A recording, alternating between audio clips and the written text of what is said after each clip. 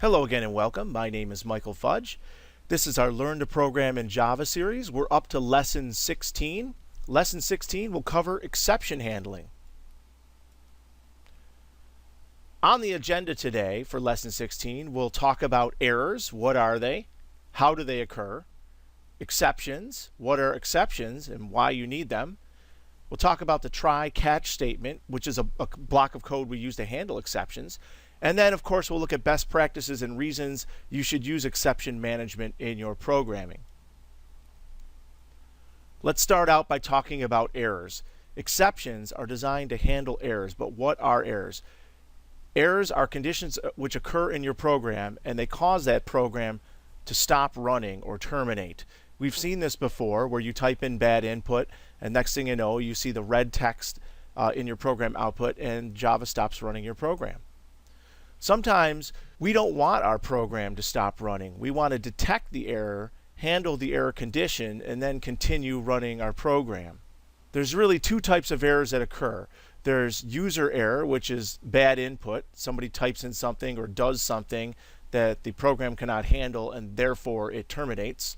And then there's programmer error, which is we write our code in a way that a certain condition is hit, and then an exception occurs. And we've seen this kind of thing when you're looping through an array and you index a value of that array outside the boundaries of the array. You get an index out of range exception.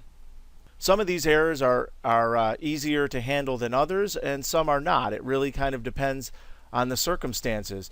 But the good news is that every single error that we can possibly encounter can be handled. The way we handle these errors is with the try-catch finally block. So let's explain this in a little more detail. When you're writing a program, if that program has a chance of causing an error, Java will raise what's called an exception. And an exception is a variable of type exception. When the error occurs, if we don't handle the exception, we just get the red text that we usually get when you run the output, and then the exception is displayed in our console window. If we want to handle our exception, the code that possibly could generate the error should be surrounded by a try block. You can see I have a try keyword and then a block. If I put the code between these two curly braces, that has a potential to raise the exception or throw the error, as we say. If I put the code in there, when the error occurs, rather than terminating, the code will jump down to this catch block where I can then do something with the exception that I've caught. I can either print it out or log it or clear whatever error condition may occur so that I can continue running my code. The last bit of this try-catch finally block is obviously the finally keyword, and what happens in the finally block is usually cleanup code. It's code that we run regardless of whether try finishes successfully or the catch block is actually the code actually jumps down to the catch block. Regardless of whether or not that happens, the finally code always executes. This type of block is much cleaner and efficient than what we used to do with error checking. Before constructs like try catch finally, we would resort to things like putting additional parameters in our methods that detected error conditions. We put a lot of if statements around to try and catch really weird boundary errors and things like that. It was really a mess. The beauty of this type of block is that you don't really have to worry about errors. You just have to ask yourself, can an error occur in this portion of my code? If the answer is yes, then you surround that code with a try-catch finally block. And then deal with the exceptions as they occur. So you might be asking yourself at this point, when should I handle errors using exceptions? And the answer is pretty clear. When your code has a chance of causing an error and you need to handle that error gracefully, that is, you do not want your program to terminate, you should probably use a try-catch block. When you handle the exception, you will prevent your code from terminating, and you could usually do things like try to clear the exception, try and clear the code out that caused the exception. You probably want to log the exception so that you know these types of errors are happening in your code, either by printing them to the console or writing them to a file.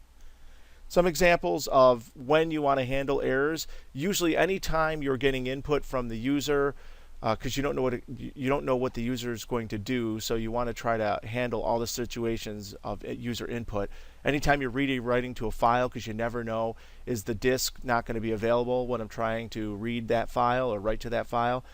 Whenever you're trying to access resources outside your control, like let's suppose you're programming a game and you're using a gamepad, you might want to verify via a try-catch block that the gamepad is first connected to the computer before you start to ask for input from the gamepad. These are all examples of when you'd want to use an exception, but generally speaking, when you think about your code, you have to ask yourself, is there a chance that I can have an error in this code, and if so, do I want to handle that error, or am I okay with the system just stopping this program from running and just reporting the error at the console? Okay, it's demo time. I have two demos that we will go through. The first demo will just walk you through the basics of exceptions and the try, catch, finally block. And the second example will show you why you want to make your own custom exceptions, so that when you throw particular errors, you know the source of the error because of the name of the exception. Okay, let's get started. Here I am in my NetBeans IDE, and I have a project that I've opened up called Exception Basics and one class called Exception Basics, and I'm just going to kind of walk you through the basics of why you'd want to use an exception to handle various input. Now, I could write this type of program. I've written it before, but you probably never thought long and hard about what happens if someone doesn't follow the instructions you give them. So I'm going to do a little copying and pasting so you don't have to watch me type. Okay, my typing's complete. And how many times have you seen a program like this before, where I ask you to enter an integer, I accept that integer, and then I simply print out what you entered? I mean, you've seen this program run quite a few times already. And when I run this program, you'll see it says enter an integer, and I can type in a 5, and it says you entered 5. That's fantastic. The real interesting thing is what happens when I don't enter an integer. If I run the same program again, and then this time it says enter an integer, and I'm going to enter my name, and you'll see it throws an exception called Java util input mismatch exception. So let's see if we can write code to handle this exception, and rather than exiting the program like this with this obscure exception and stack trace, it kind of gives the user a little more graceful message. So again, the rule of thumb is the code that can throw the exception is right here. So what I need to do is I need to take this code and then any dependent code. So for example, it's dependent on input, which is up here, which is of class scanner.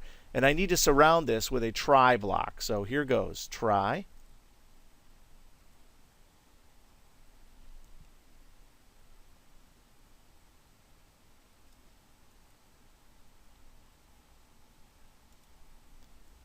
Let's get the rest of this working, and then I'm going to say catch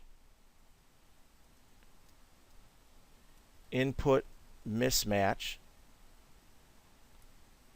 exception E. Now, what do I want to do when I catch this? Well, of course, I need to include that. So I just imported that up here. What do I need to do when I catch this exception? Well, I could do a couple of things, but I think what I'll say is something like this. How about you didn't enter an integer? And I guess that's good enough for now. Let me just reformat my code. There, that looks much better. Now let's run it. It says enter an integer, and I'm going to put in Mike.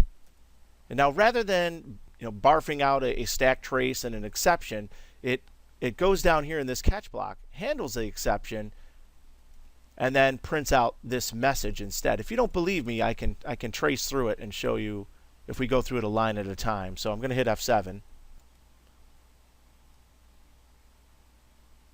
Enter an integer, Mike. And you can see it jumped immediately into the catch block, And I now have a variable e of type input mismatch exception, and this variable e has a bunch of values to it. So that indeed did work. So you can see the value of exception management, because rather than me having this program terminate, I can gracefully handle the exception in code. Let's finish this example up by making it completely useful and surrounding this code with a while loop so that it keeps asking me for input until I enter an integer. This is something that you probably thought about doing before but just weren't able to do. Now that you know how to use exceptions, you can do this quite easily. So first thing I'm going to do is I'm going to need some kind of condition that tells me it's time to exit. And I'm going to use a Boolean for that. I'm going to call it done. Done is false. So we're not done. And I'm going to say do all of this while not done.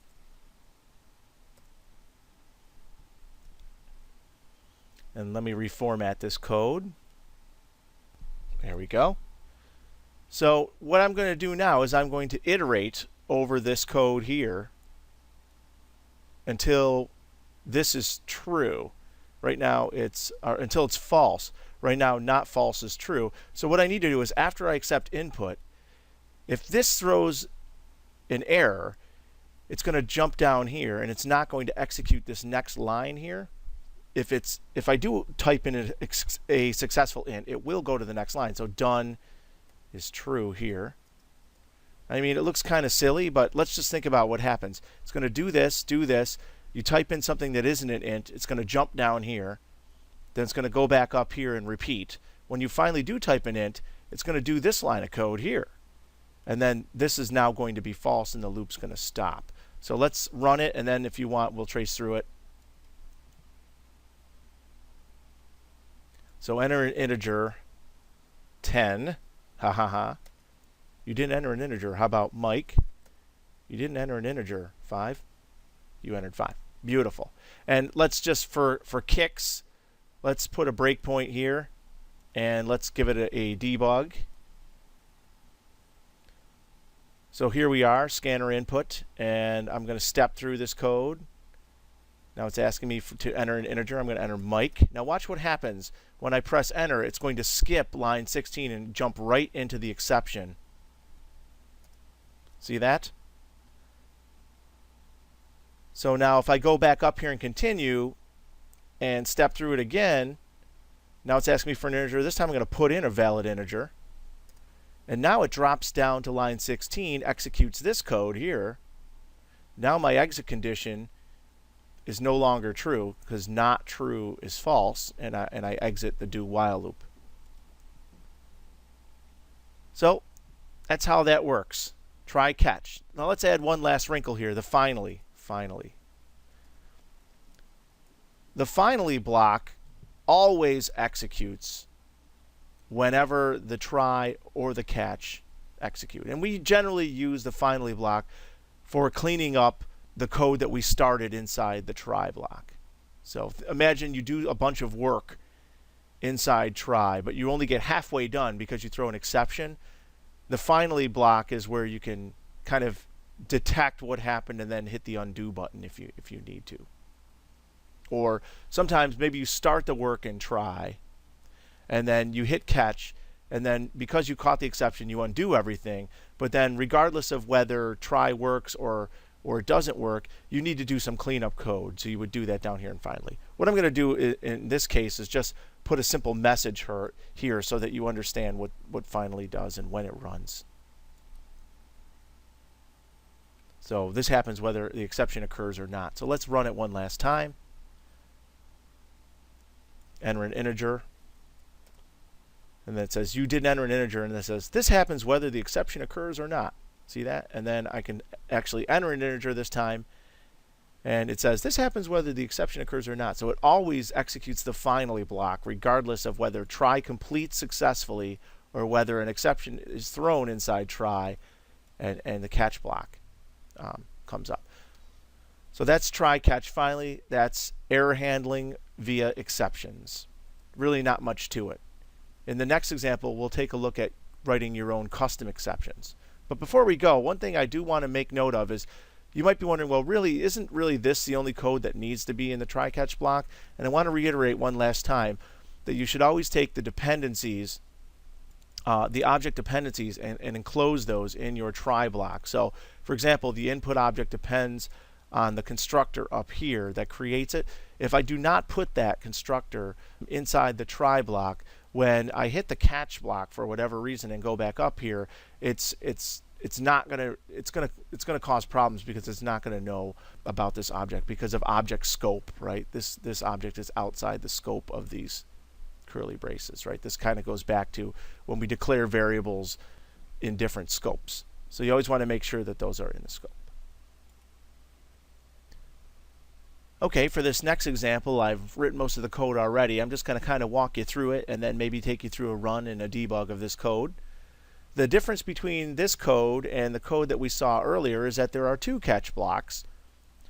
What I'm trying to do is catch two different kinds of exceptions, and this is important because you don't want to catch general exceptions. For example, it doesn't make sense to just catch exception because then you can't do different things based on that exception. The better thing to do is to be as specific as possible as to the type of exception you're trying to catch. And let me just walk you through what's happening here. I'm asking you to enter an integer between 1 and 10. So when I run the program, it says enter an integer between 1 and 10. And if I put in a 99, that is certainly not between 1 and 10. So what will happen here is if the number is out of range, I'm going to throw an integer called, throw an exception called integer out of range exception. And this is a class that I wrote that extends system exception. So when you want to make your own exceptions, the only thing you need to do is make this simple class that extends system exception. And now you've made your own types of exceptions. And you can find conditions under which those exceptions should be thrown and then throw them.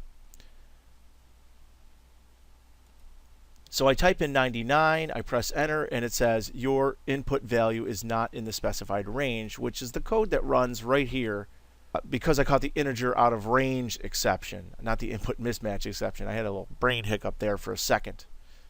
The input mismatch exception occurs when you enter something that's not an integer. Okay, for example, let me run it again. And I type in Tony. You didn't enter an integer. See that?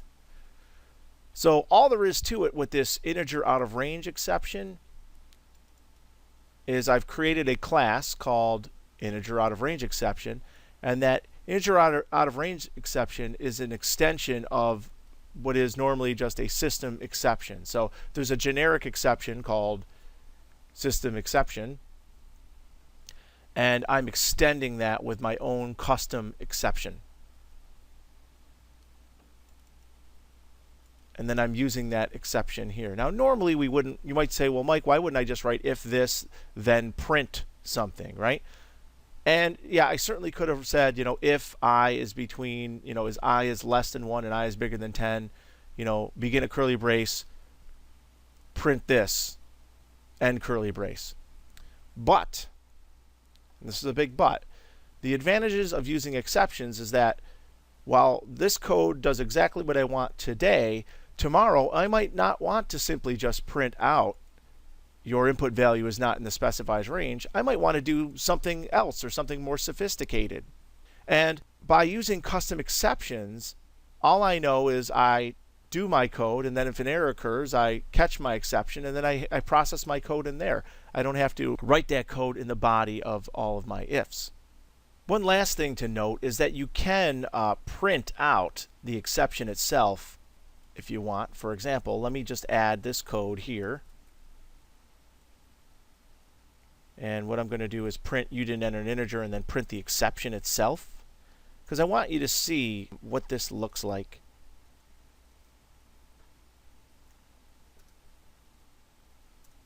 All right, so let me run that. Let's enter a value of 100. And it says integer out of range exception. See that? And that's useful because now you can log which exception occurred by printing out the exception itself. But rather than printing out to the console, you could print it out to a file or some kind of other logging framework that you might use. Well, thank you for watching this lesson on exceptions and errors in Java. I think what you'll notice is that this is just the beginning when it comes to exceptions. We had to introduce this lesson now because some of the code that we'll be writing in future lessons will be throwing exceptions, and we need to understand the basics of exceptions before we can get into those areas. What I want to point out is this isn't everything that you possibly would want to know or learn about exceptions, but the rest of the things we'll be learning by example as we do the other lessons. That's why this is a relatively short lesson. Again, thanks so much for watching. Post your questions, comments, and feedback on YouTube, and we'll see you again real soon.